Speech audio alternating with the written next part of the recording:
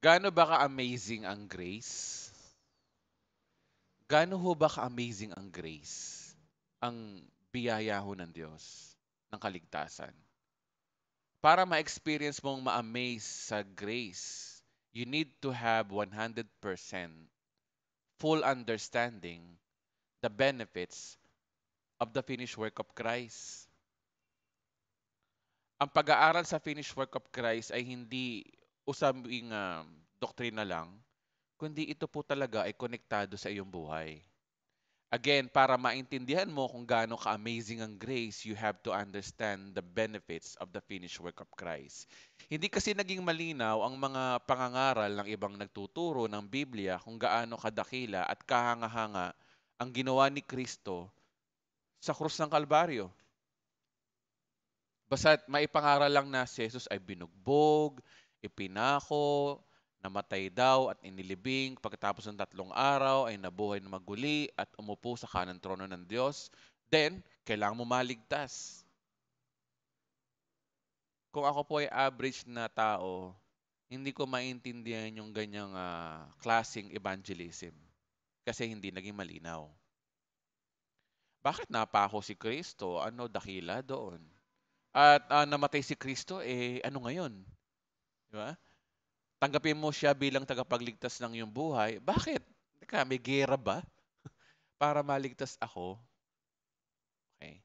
Hindi po kasi naging malinaw sa karamihan na ang mga Kristiyano, ang pagkakaintindi nila sa the finished work of Christ. Well, sa biyaya ng Diyos na taon na binigyan tayo ng lakas ng loob ng Diyos na gawing ang podcast na ito para mapag-aralan po natin. Again, para ma-amaze tayo sa regalo ng Diyos, we have to understand the finished work of Christ in the biblical manner. Okay? Sola scriptural lang po tayo at walang halong ibang reference kundi Biblia lang po ang sasagot. Amen po ba? Okay, simulan po natin sa verse na ito kung saan iginawad na ni Jesus ang bagong tipan o yung the New Testament. Though si Jesus inaamin ng Bible na siya ay nabuhay under the law, he teach under the law, pero nagsimula ang bagong tipan pagkatapos ng kanyang kamatayan sa krus. Ang kanyang kamatayan sa krus at pagkabuhay na maguli ay nagsimula ang bagong tipan. At yun yung the new covenant. Okay? Marahing o marahil, sasagot mo dito ay ang bagong tipan ay nagsimula noong sinulat ang libro ng four gospel books, which is Matthew, Mark, Luke, and John. Yes, nagsimula ang New Testament sa New Testament books, but technically ang storya ng the New Covenant nagsimula talaga pagkatapos ng kamatayan at pagkabuhay ng maguli ni Jesus. Sa huling hapunan, dito natin maririnig no, ang salitang bagong tipan na si Jesus mismo ang may sabi dito, no? Um, Habang sila'y kumakain, dumampot si Jesus ng tinapay at matapos magpasalamat sa Diyos at pinaghati-hati niya ito, ibinigay sa mga alagad at sinabi, kunin ninyo ang at ito'y kainin. Ito ang aking katawan na inihahandog para sa inyo. Gawin ninyo ito bilang pag-aalala sa akin. Pagkatapos dumampot siya ng kopa, nagpasalamat sa Diyos at ibinigay iyon sa kanila. Sinabi niya, uminom kayong lahat ng ito sapagkat ito ang aking dugo. Pinagtibay nito ang bagong tipan ng Diyos at ang aking dugo ay mabubuhos para sa kapatawaran ng kasalanan ng marami. Ang bagong tipan na sinabi ni Jesus ay ang kanyang pagtubos ng ating kasalanan sa pamamagitan ng pagbubuhos ng kanyang dugo sa krus ng Kalbaryo. Kumpara sa lumang tipan, para mapatawad ka sa iyong kasalanan, araw-araw kailangan mong magpatay ng kordero o tupa para sa ikapapatawad ng iyong kasalanan. Sa okasyon lang na yon. Nang dumating si Jesus, siya ang kordero ng Diyos na nag-alis ng kasalanan ng sanlibutan at siya ang nagpasimula ng bagong tipan. Actually, ang kapatawaran ng ating kasalanan ay isa lamang sa mga benefits na tinapos ni Kristo sa krus ng Kalbaryo. So, in my outline or in our outline, These are the biblical benefits of the finished work of Christ. There are first, we are forgiven all our sins. Second, we became the righteousness of God. Third, we are healed by His stripes. And we are blessed and highly favored. Sa mga apat na numbered nito, marami pang mga verses tayong ipapakita dyan. At dahil nasa part 1 muna tayo, tatalakayan muna natin yung we are forgiven all our sins. At ang susunod na tatlong benefits ay sa part 2 at part 3 sa series na ito. Kaya medyo mahaba-haba ho to. So simulan po natin sa we are forgiven all our sins. Tayo po muna ay manalangin. Panginoon, maraming salamat po at nagkaroon kami ng opportunity na mapag-usapan ang totoo at accurate at malalim na dahilan kung bakit mo ibinigay ang iyong katawan at ang iyong dugo sa krus ng Kalbaryo. Kaya nais po namin na bigyan mo kami, Panginoon, ng mas malalim na pagkakaintindi dito sa aming pakikinig. At winawasa ko po, O Diyos, kung ano man mga espiritu ng judgmentalism at mga negative thoughts sa oras na ito. Sa pangalan ni Jesus, at bigyan mo po ang mga nakikinig ng pusong pakikinig at gamitin mo po ang iyong abang lingkod para sabihin ang katotohanan sa pangalan ni Jesus. Amen. Sabi sa Mateo 26:27-28, so pagkatapos dumampot siya ng kopa, nagpasalamat sa Diyos at binigay iyon sa kanila, sinabi, uminom kayong lahat ng ito ang aking dugo, pinagpagtibay nito ang bagong tipan ng Diyos. Ang aking dugo ay mabubuhos para sa kapatawaran ng kasalanan ng marami. So, sa verse na to, no, makikita na para sa kapatawaran ng marami, kailangan magbubuo ang kanyang dugo. Which is ito yung banal na hapunan. At binanggit din po dyan yung bagong tipan. No? So, ang bagong tipan pala ay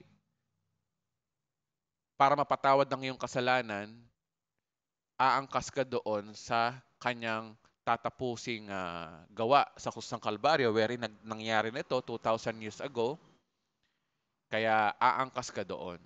Dati kasi, ang tao, nung binigay ng Diyos ang batas kay Moses, o actually, technically, ang tao ang naghanap ng batas. Kung tutusin, nasa biyaya ng Diyos sa mga Israelita. Pero simula nung Exodus 20, doon binigay ang 10 utos dahil gusto ng mga Israelita na imbis na mabuhay sa biyaya ng Diyos, mabuhay doon sa pagsunod sa kanilang performance. At papaliwanag ko po yan sa ibang mga topic, no? Ang nangyari ho ay para mapatawad ng iyong kasalanan, kailangan mong magpatay ng tupa at yung kasalanan mo ay malilipat sa tupa na yon pag nagbubuo ng dugo at kailangan yung tupa na yon ay walang batik, walang kapintasan, walang sakit. At kapag namatay yung tupa na yon, kasama ng kanyang pagbubuo ng dugo, yung kapatawaran ng kasalanan mo, para lang sa okasyon na yun ay mapatawad. Ngayon, nung dumating si Jesus Christ, ang sabi kasi sa John 1:29 na siya ang kordero ng Diyos na nag-aalis ng kasalanan ng sanlibutan.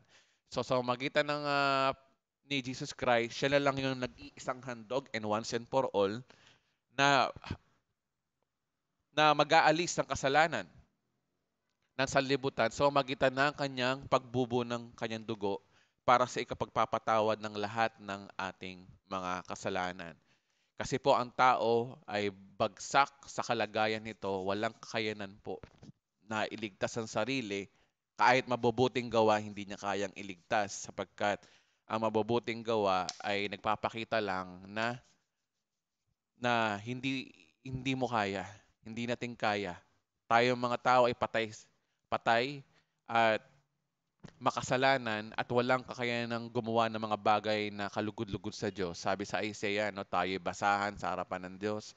Sabi sa Roma 3:10 at Roma 6:23 na ang tao po ay walang matuwid, wala kahit isa, walang sino mang makakaabot sa kaluwalhatian ng Diyos. Kaya ang ginawa ni Kristo, alam na to ng Diyos, kaya ang tao walang pag-asa magbago kahit anong baguhin, patuloy pa rin sa pagkakasala. Ang tao ay makasalanan, di ba? It is natural yan sa tao dahil kay Eva at Adan. Namanan natin ito. Hindi mo pwedeng sabihin na huwag magkasala ang tao dahil kasi walang pagsala, magkakasala talaga ang tao dahil sa namanan natin kay Eva at Adan. Yung namanan natin kay Eva at Adan, sa Grego, na kasalanan doon ay hamartia at yung mga kasalanan natin araw na gagawa ay mga hamartano sa Greek. So mahabang pag-aaral po yan at napag-aralan na natin yan nung nakaraan. Kung gusto niyo po mas mapag-aralan ho ito, pag-aralan niyo po yung aking ginawang video na about dapat bang humingi ba tayo ng tawad sa Diyos araw-araw. So yun yung pamagat. So yun po yun. Yun ang kanyang finished work, yung patawarin ang ating kasalanan. Ang sabi sa Ephesians chapter 1 verse 7, tinubos tayo ni Kristo sa magitan ng kanyang dugo. Ang linaw, no? At sa gayon pinatawad na ang ating mga kasalanan, ganoon kadakila ang kanyang kagandahang loob. Emphasize ko lang dito na ganoon kaganda ang kanyang kagandahang loob o biyaya o regalo, no? Niregaluhan tayo ng Diyos ni Jesus, ay inako niya ang ating kasalanan na imbis na tayo ang may mapunta sa impyerno, pinatawad tayo sa pamamagitan ng kanyang dugo, no? Yun po yung sinasabi ng verse na to eh. 'Di ba? At ganun daw kadakila. So, paano masasabing dakila ang isang bagay kung hindi ito kapanipaniwala?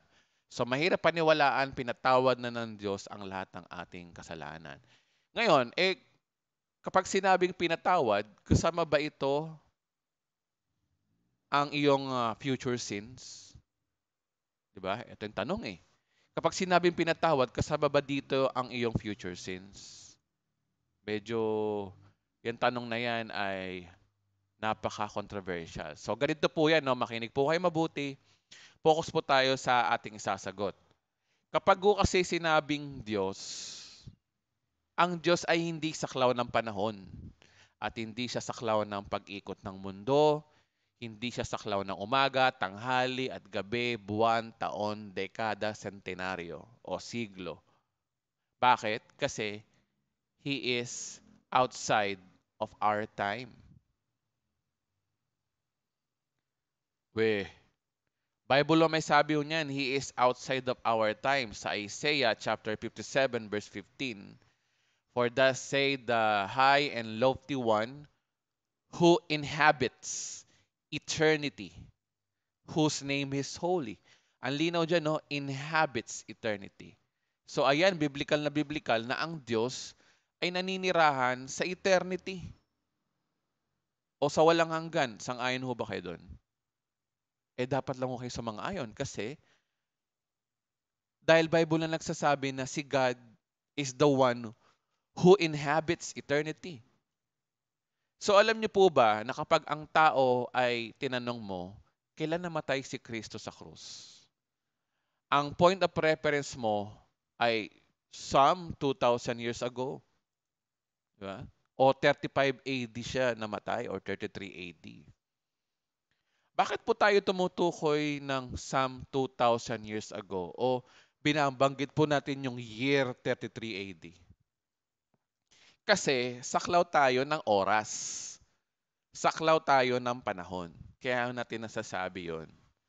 Pero alam nyo, kapag ang Diyos ang tinanong natin, kung kailan namatay si Kristo sa krus ng Kalbaryo, ito po ay lagpas sa panahon. Wala sa ating panahon. Basahin natin sa Revelation chapter 13 verse 8. Sabi rito, no, and whose name have not been written in the book of life belonging to the Lamb that was slain from the creation of the world. Look at this verse, the Lamb that was slain from the creation of the world.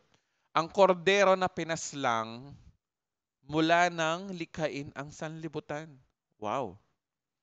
So kung ang Diyos ang tatanungin mo, ang kordero ay pinatay na bago pa nilikha ang mundo. At hindi ho natin saklaw yon. Kasi dahil tayong mga tao ay saklaw ng panahon. It is something beyond us. Okay? So, and since God lives outside time, it is the perspective of God that the lamb that was slain before the creation of the world. Ibig sabihin, bago pa po nagkasala ang tao, naglaan na ang Diyos ng kapatawaran para sa kasalanan ng tao. So ano ang nauna? Tao o ang kasalanan? Diba? Yun ang tanong dun eh. Pero mo, namatay na siya bago pa gawin ang sanlibutan. Eh paano yun? Nagkasala si Eva at Adan after ng creation of the world. Doon pala nagkasala ang tao. Tapos after let's say, 4,000 years, dumating si Christ. At 33 AD, namatay siya. Paano nangyari yun? Diba?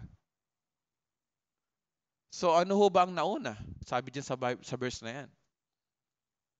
Diba? Ang kasalanan ho ba o korderong namatay? Sabi dyan, korderong namatay. Sa makatuwid, hindi pa po nagkakasalang tao, meron na pong inilaan na kapatawaran. Eh, future yung kay Adan eh. Kung technically, the Lamb was slain since the foundation of the world, tapos nilikha si Earth, nilikha ang universe, then nagkasala si Eva at Adan, eh future yun eh, kay Eva at Adan eh. Pero pinatawad na. Eh gaano pa kaya kung tayo? Future din naman tayo, di ba? Pati yung future sins mo. Makinig po, no? Kung bakit hindi ito kayang unawain ng isip ng tao, kasi saklaw tayo ng panahon. Kaya para maintindihan po natin ito, kinakailangan natin tignan ito mula sa pananaw ng Diyos, sa mata ng Diyos, hindi sa pananaw mo.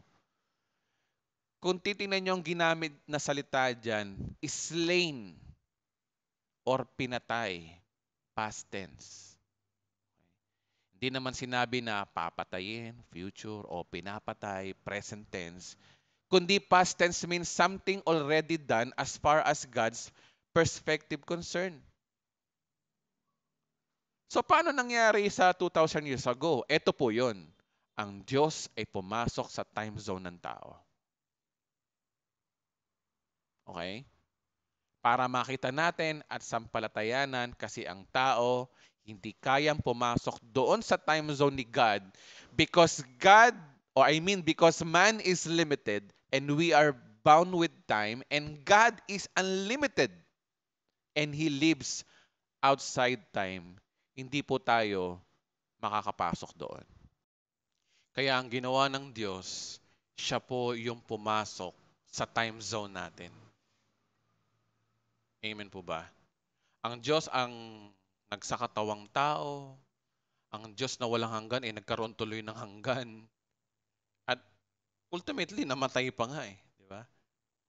Ang Diyos na hindi namamatay, ultimately, namatay sa krus ng Kalbaryo para sa ating kapanahunan. Kasi pumasok siya sa time zone natin. Naiintindihan po ba natin?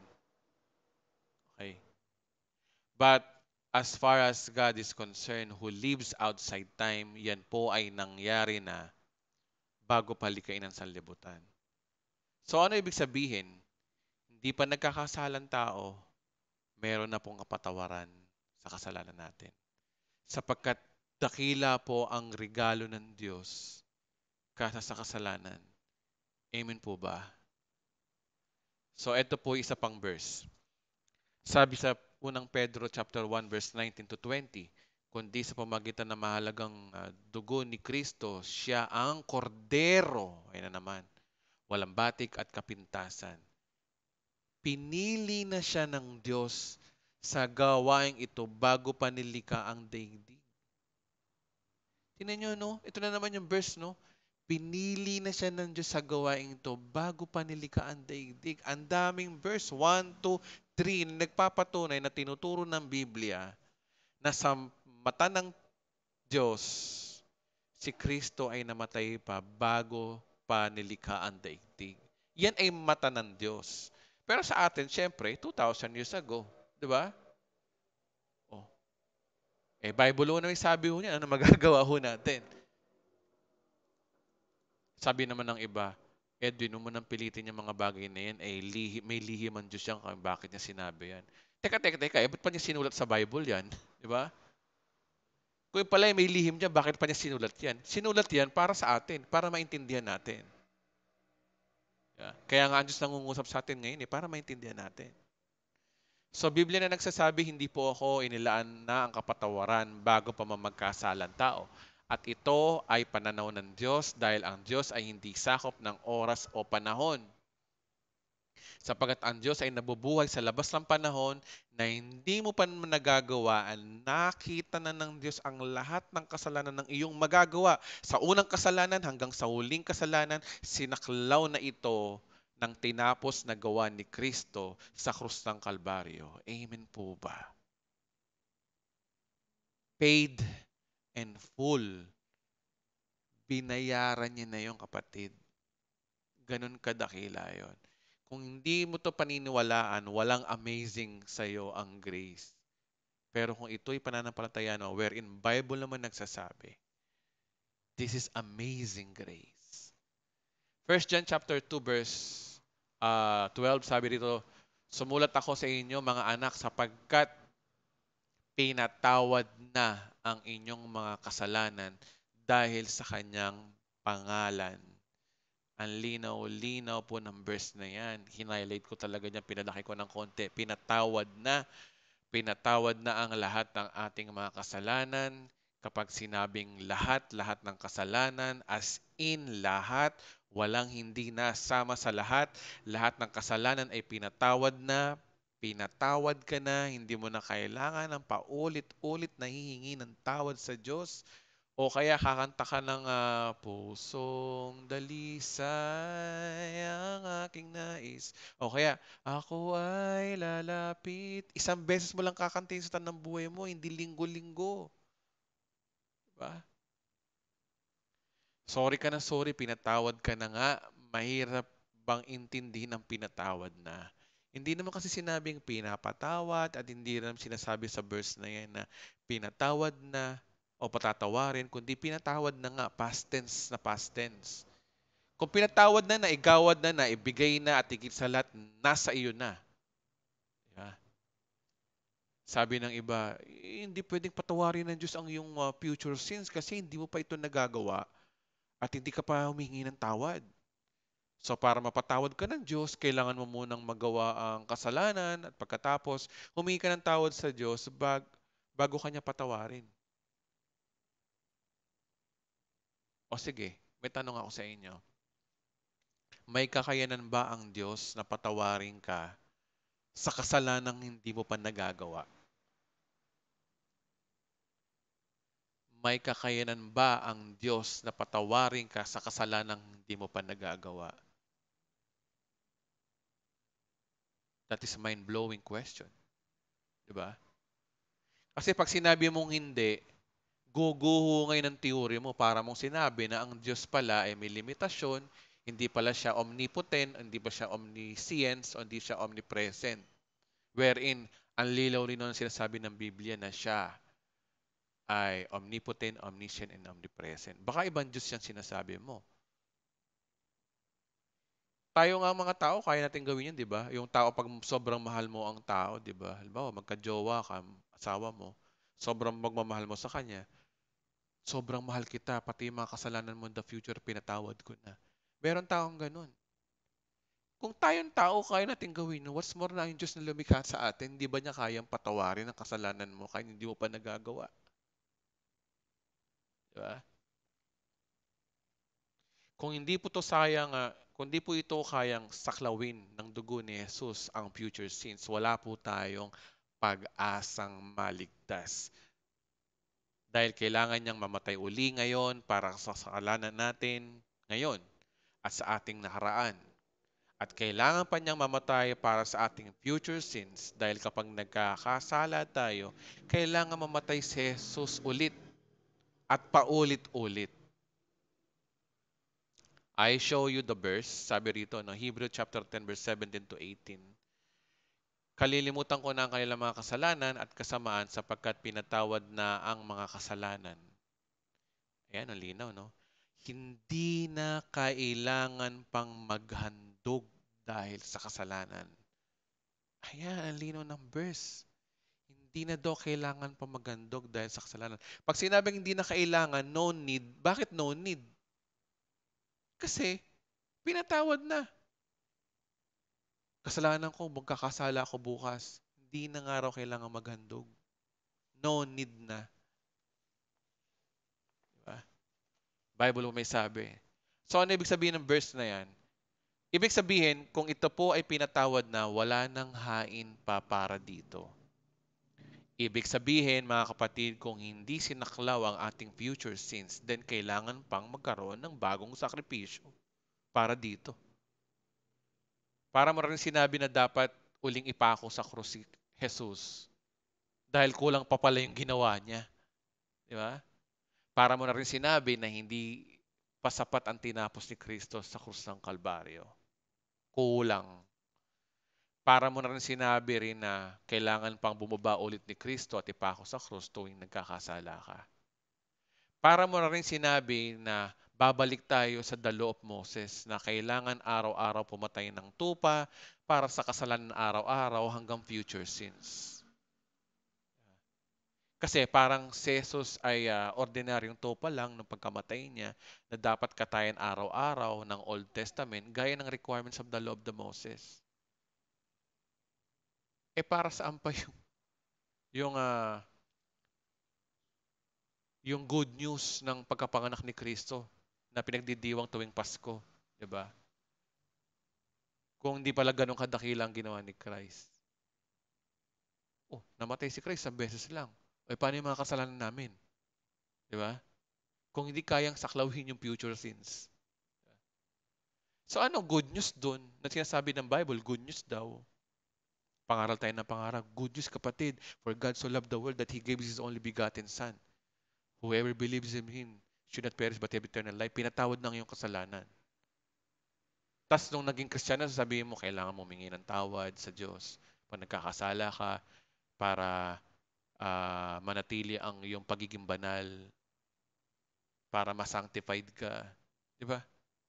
So ano good news doon? Bakit pa siya tinawag na good news? Ano po yung sinabi ni Jesus na it is finished kung hindi pa pala finish? Yeah. Sa idea pong iyan, iniinsulto po natin si Kristo. Parang sinabi natin kulang pa, bumaba ka pa, at ipako ulit sa krus para sa aking future sins. Yun ang meaning nun. Bibigyan ko kayo ng halimbawa dito. No? Ang halimbawa, mag-asawa, babae tsaka lalaki. Siyempre, si lalaki nagtatrabaho sa opisina at si babae naman ay nasa bahay lang. Sabi ni babae, mahal, anong gusto mong ulam mamaya? Name it. Sabi ng lalaki, ah, gusto ko ng kare-kare, favorite ko. Sabi ba naman ng asawa niya, sige, pagluluto kita ng kare-kare. Pag-uwi mo, luto ko na. Sabi ng lalaki, wow, salamat mahal, thank you, paborito ko yan. Sige, di naman to si babae, tanghali pa lang. Naggayak na, pumunta na ng palengke, namasahe, pagkainit-init, pagdating sa palengke, naghanap ng mga, ano ba yung mga sahog, di ba? Doon pa lang, stress na siya. Pag-uwi ng bahay, pawis na pawis, nagluto, nagpainit ng baka, hanggang ilang oras niyang inantay, nilambot. Sa madaling salita, nagpakahirap. Mahirap lutuin ng kare-kare. Nagpakahirap magluto ng kare-kare. Then, dumating yung pinakadakilang oras ng pag-uwi ng kanyang asawa. Sabi, tumawag kanyang asawa, mahal, upauwi na ako ha. Yung kare-kare, handa mo na. Sabi ng kanyang asawa, o sige mahal. Mm. Si babae, naghanda pa. Di ba? With matching candle lights pa, di ba? So, the best ang ginawa ng babae. Tapos, ito naman si lalaki, nang pagdating sa kanto, sa mga turo-turo na tindahan, may nakita siyang kare-kare. Sabi niya, wow, sarap naman ng kare-kare. Magkano po yan, miss? 50 pesos lang. Wow, mura. O, bili naman to si lalaki. Kahit na, alam mo ba yung lutong ano lang, lutong minadali lang. Tapos, nung oras na naghahain na si babae, biglang nilabas na lalaki ang kanyang biniling kare-kare at sinabing, sama natin to sa ulam natin. Sa tingin niyo ba, ano mararamdaman ng babae?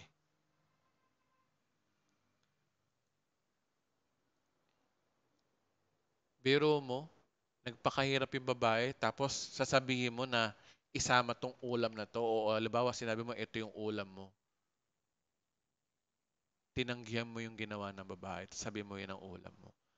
Ano mararamdaman ng babae? Magtatampo yun at higit sa lahat ininsulto mo yung ginawa niya, pinapagod mo pa siya, pinagluto mo pa siya, tapos iba lang pala ang kakainin mo, kare-kare din. Ta's mumurahin kare-kare pa yung pinagpalit mo kaysa dun sa, laki ng ginastos ng babae sa pamasahe, sa pagbili ng ano, et cetera. So, 'di ba? So, gano'n din si Jesus Christ. Nagsakatawang tao siya, nagsakatawang tao siya, 'di ba? Bata pa pagpapanganak pa lang, persecution ang inabot niya. Muntik na maghiwalay ang mag-asawa si Maria at si Jose dahil akala ni Jose na si Jesus ay anak sa iba. Buti na lang ang Diyos ay nagpayag sa panaginip. Persecution pa lang, patayin ng kanyang maraming gusto pumatay kay Jesus Christ nung bata siya. Diba? Hanggang sa panahon ni Jesus Christ, nabuhay siya, nainitan, napagod. Diyos yun na nagsakatawan tas namatay pa, binugbog. O, diba? Tapos, okay na, pinatawad na yung kasalanan. Tapos bandang huli, pag nagkakasala ka, sasabihin mo, Lord, patawarin mo ako sa aking mga nagawang kasalanan. So ano yung ginawa ni Kristo 2,000 years ago? Parang yung babae na, para saan pa nagluto ko ng kare-kare sa'yo kung kakain ka rin pala ng kare-kare binili mo? Iniinsulto po natin si Kristo.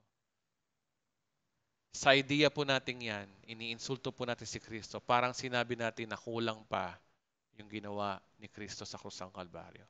Pero alam niyo mo, may balita po ako sa inyo. Hindi na siya uling bababa para mamatay sa krus ng Kalbaryo. Minsan na pong mangyari at by one sacrifice, ginawa niya itong perfect, forever, pinatawad tayo sa lahat ng ating kasalanan, past, present, and future. Basahin po natin. Sabi sa Bible, no? Sabi sa Hebrew chapter 10 verse 14, sa makatuwid sa magitan lamang ng isang paghandog ang kanyang ginawang ganap magpakailanman ang mga pinabaging banal ng Diyos. Tingnan mo, how come nasasabihin mo na hingi ka ng tawad for your sanctification? Sabi rito na sa makatuwid sa magitan lamang ng isang sacrifice, ang kanyang ginawang ganap magpakailanman, forever daw. Yung pinapaging banal ng Diyos. Ginawa ka ng banal sa harapan ng Diyos sa pamagitan ng kanyang dugo. Oh. It is not just justification, it is also sanctification as well. Ang tinapos ni Kristo sa krus ng Kalbaryo. Bakit ka pa hingi na hingi ng tawad? Kasi bakit? Ang problema, nahaluan ng works, performance. Ayaw natin paniwalaan ng grace is regalo, biyaya, wala kang gagawin, tinapos na ni Kristo. Kasi tayo mga tao, gusto natin lagi meron tayong part at merong God's part, merong part. Part ng Diyos ang grace, part mo gumawa ng works. At works yung paghingi mo ng tawad.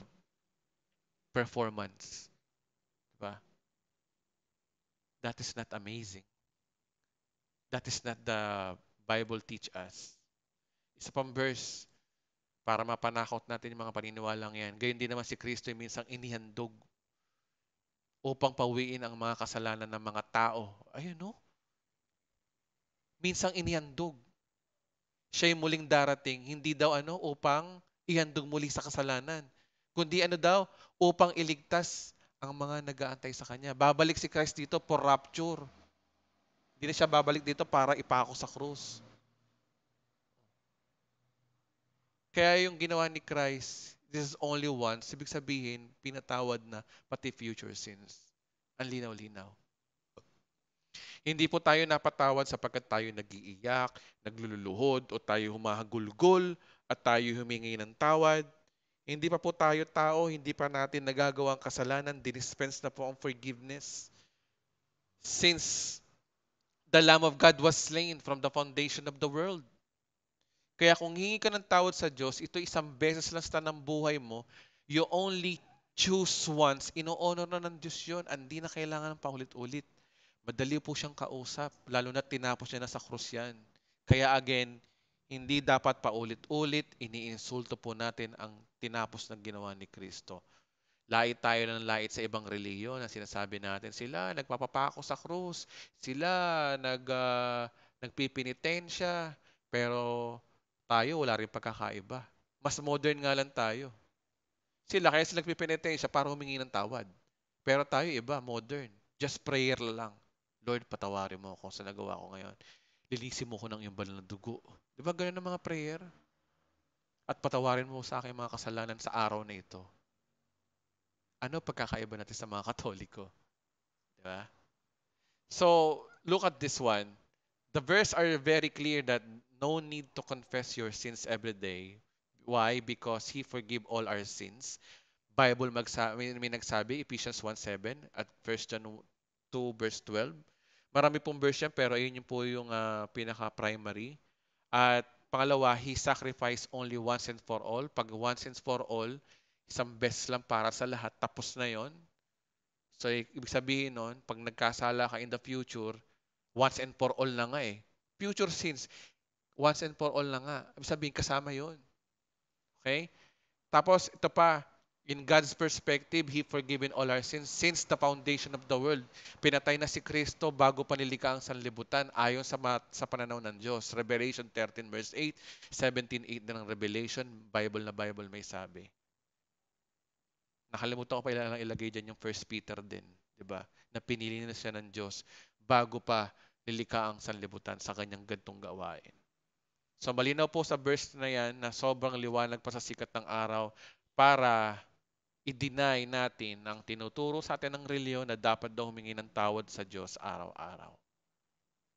This is how amazing the finished work of Christ. And this is the real teaching of the finished work of Christ. At yan ay amazing grace. Amazing kasi mahirap paniwalaan eh. Mahirap talagang paniwalaan ng amazing. Hindi magiging amazing ang isang bagay kung ito ay madaling paniwalaan.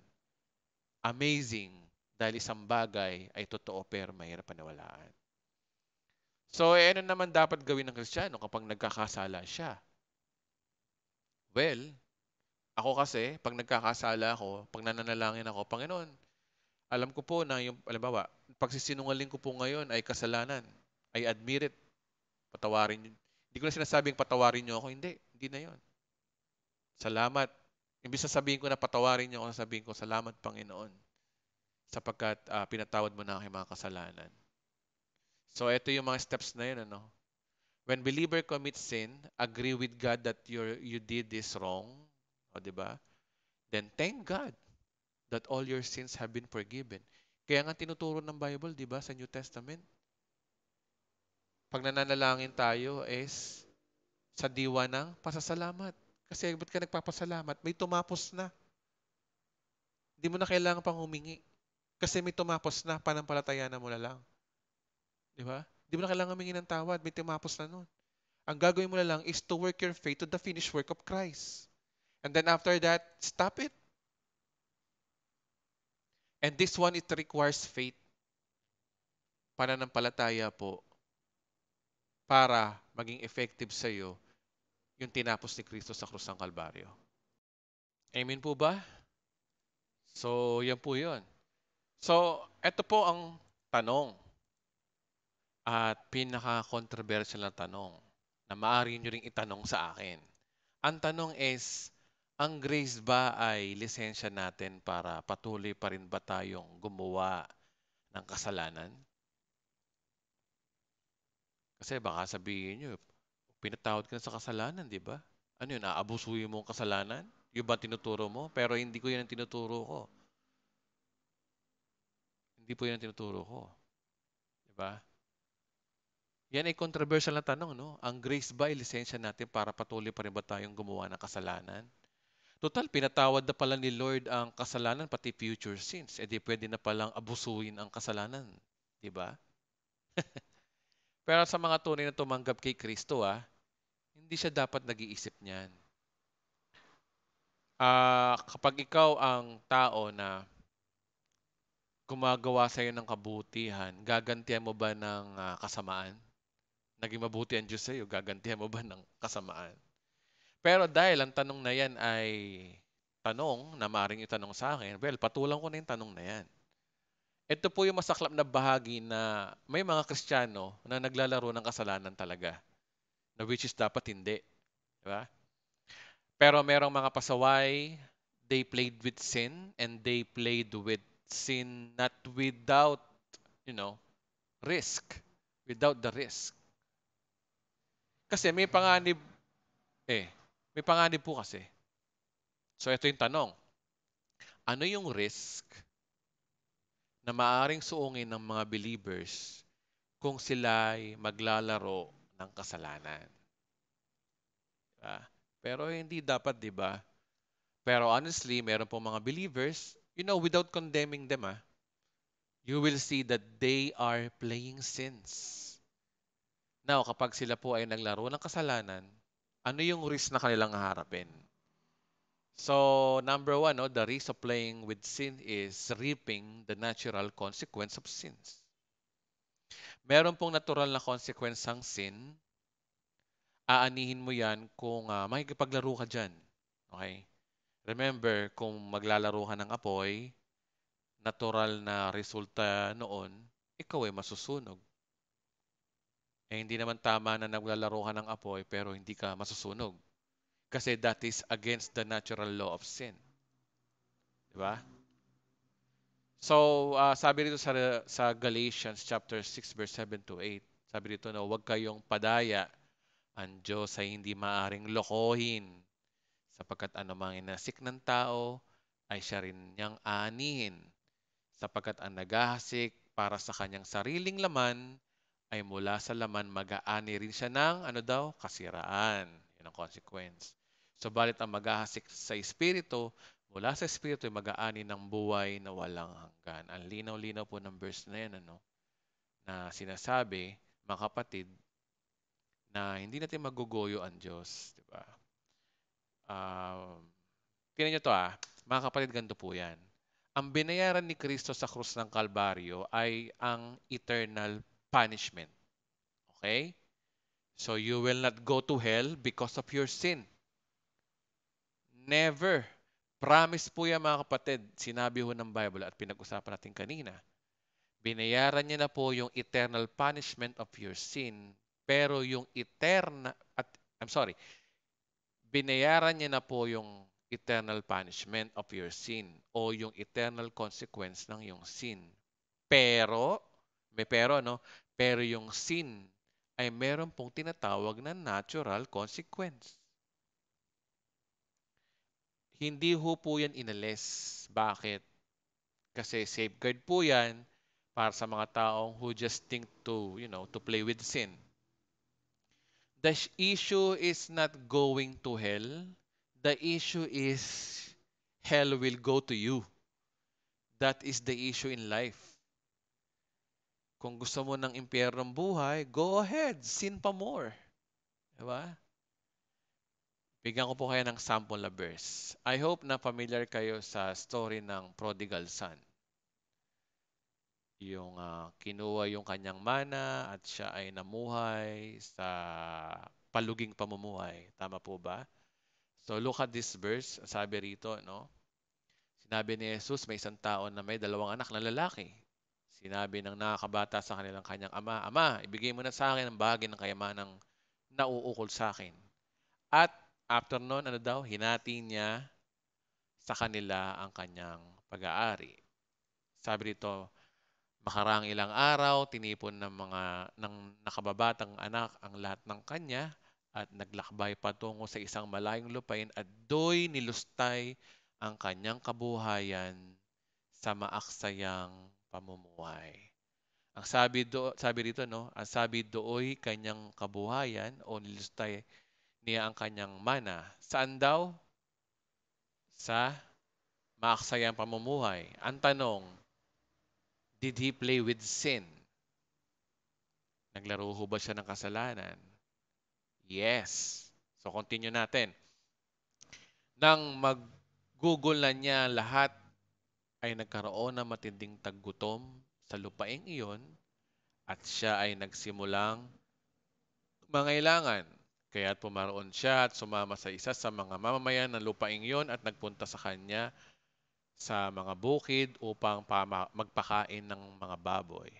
At siya'y nasasabik na makakain ng mga pinagbalatan na kinakain ng mga baboy at walang sino mang nagbibigay sa kanya ng anuman. Kahit po yung pagkain ng baboy, wala na ring nagbibigay sa kanya. That is the consequence. Tanong ko lang po, matindi po ba ang naging resulta ng kasalanan ng alibugang anak? Kasi sumayad na po siya sa pinakamababa eh. Hanggang siya po ay kumakain na ng pagkain ng baboy. Okay? So always remember, if you play with fire, naturally, you get burned. Okay? So simple, you don't have to be a genius. If you don't want to be burned, don't play with fire. Kung ayaw mo masira ang pamilya mo, trabaho mo, ministry mo, o church mo, o ayaw mo masira ang opportunity na meron ka, don't play with fire. Halimbawa, maging tapat ka sa asawa mo. Sumunod ka sa supervisor mo.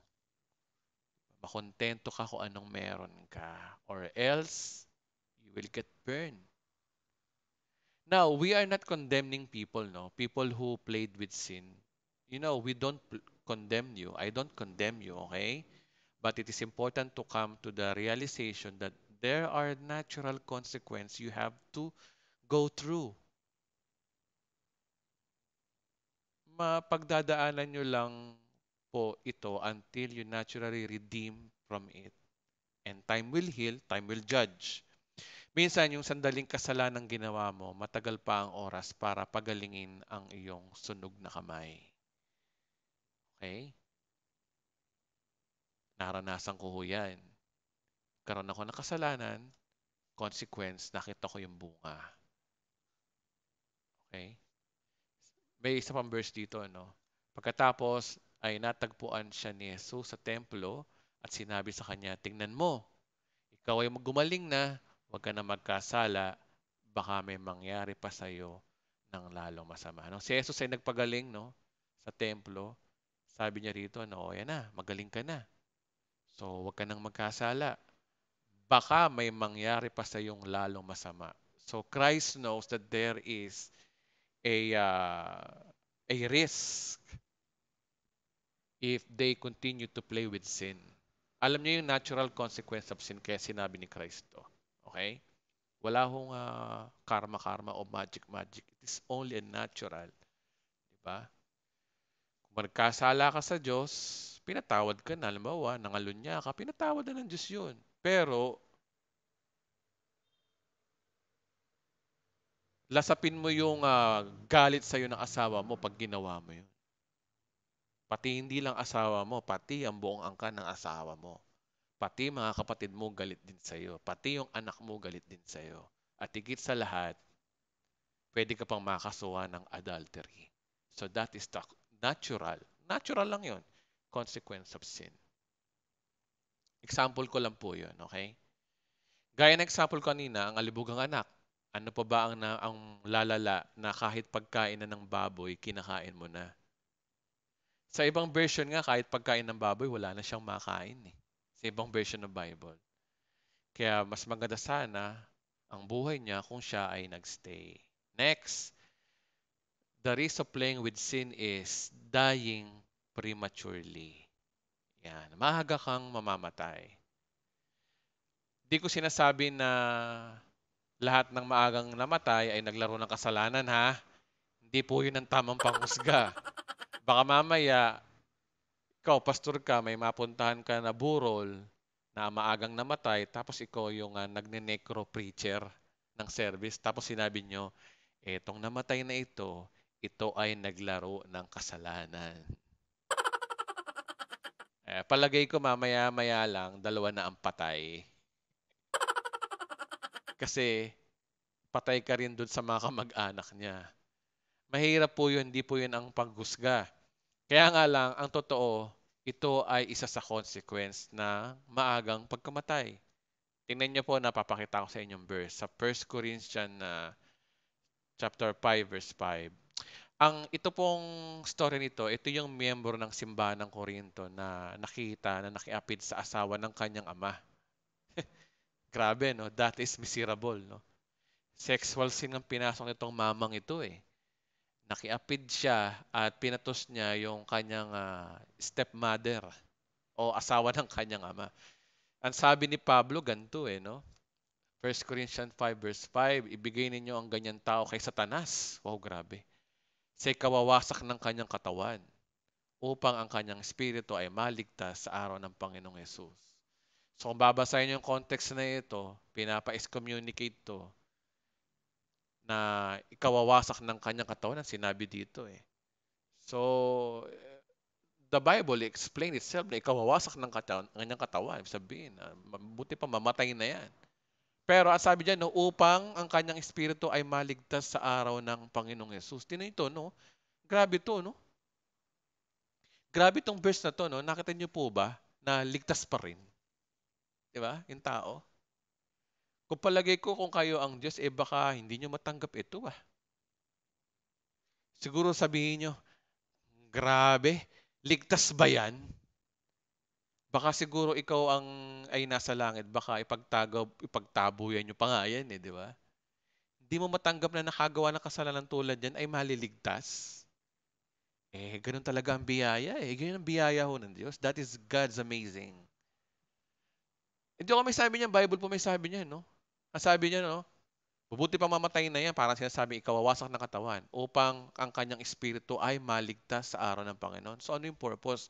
Bible po may sabi, hindi ho ako basahin niyo maigi. Yeah? So maluba ang kanyang naging kasalanan, pero when sins abound, grace abounds even more. Amen po ba? Because grace is greater than sin. Ligtas pa rin o hindi? Pero may panganib. Ibigay ang kanyang katawan kay Satanas. Okay? Parang si kawasak ng kanyang katawan. Pagpasaway ka, maaga kang madadali. Kasi matagal lang pinatitigil ka na dyan sa bisyo mo, ay mong tumigil eh. Yosi pa more, ayun, napaaga ka. Sa mahaba pa ang buhay mo, which is natural consequence lang naman yan. Mag-yosi ka na mag-yosi eh. Inadmit na nga ng mga manufacturer niya that the cigarette is dangerous to your health. Sige ka pa ng sige. Okay? So you have stopped sinning o mas malala pa ang mangyayari sa iyo. Finally, number 3 tayo. No? Ang sabi doon sa number 3, the risk of playing with sin is losing your eternal rewards. Tandaan ang kaligtasan ay hindi premyo, kundi ang kaligtasan ay biyaya o regalo.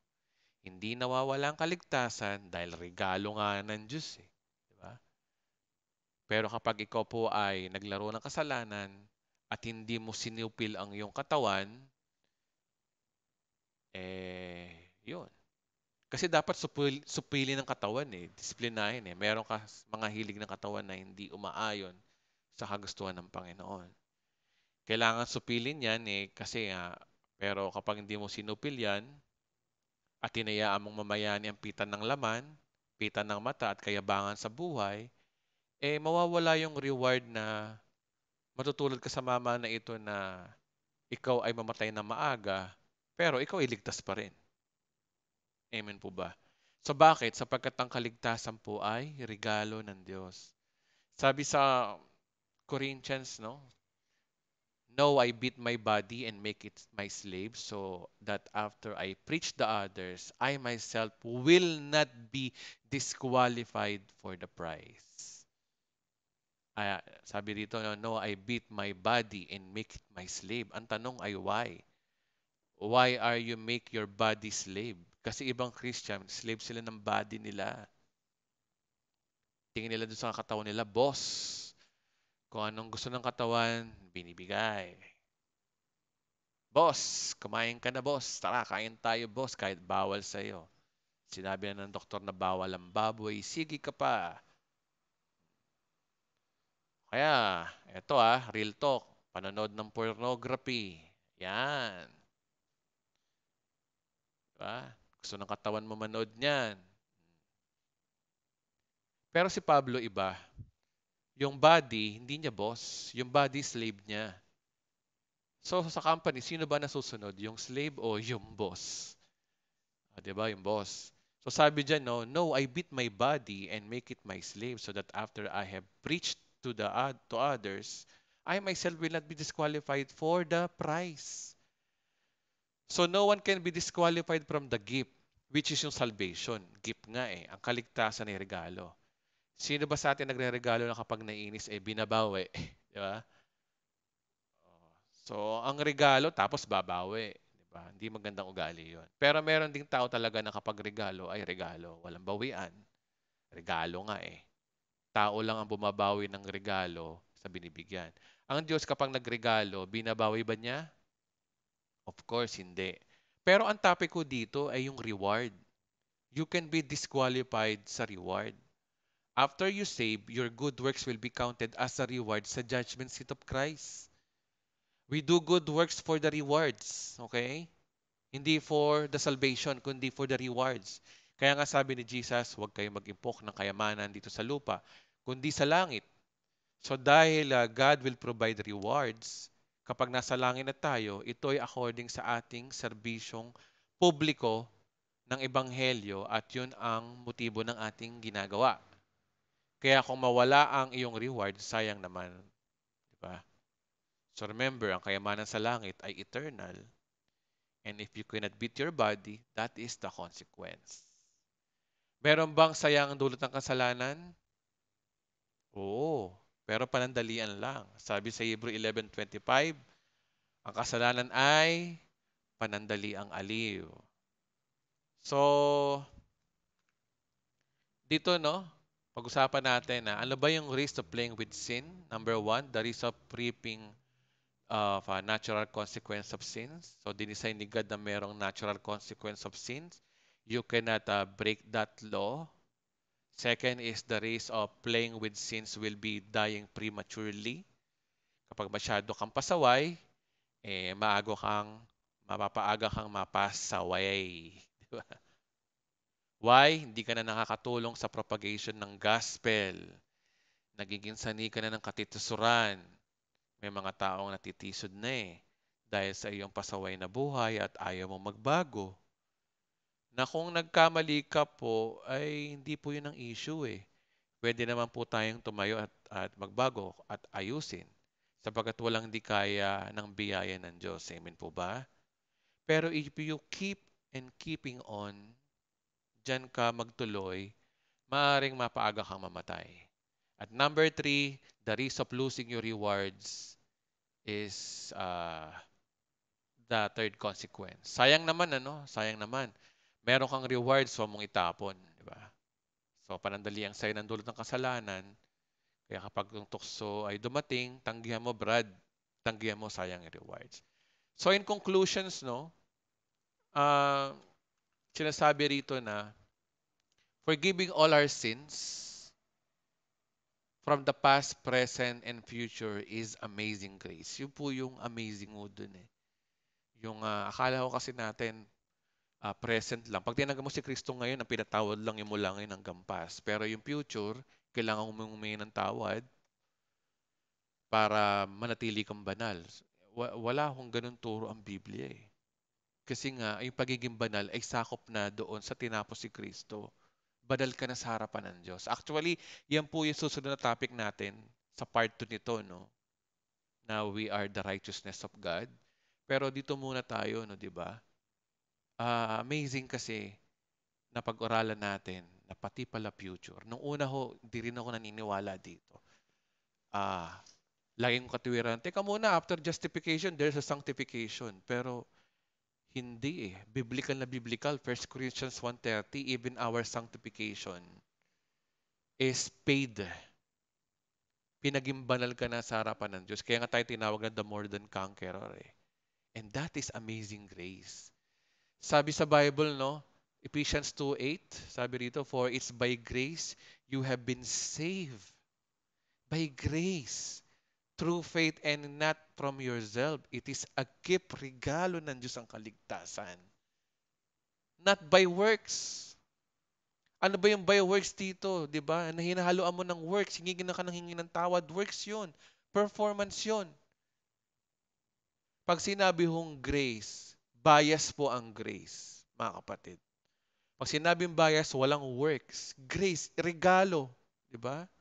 Nakakita ka na ba ng regalo na reregaluhan mo yung jowa mo sa malayo, tapos bandang uli, text mo, sabi mo, mahal, pakibayad na rin yung shipping fee. So nawawala yung sense ng regalo. Pag sinabing regalo, it is a gift. Forgiveness of sin is isa sa finished work of Christ, and that is grace. Not by works, para ano daw? So that no one can boast.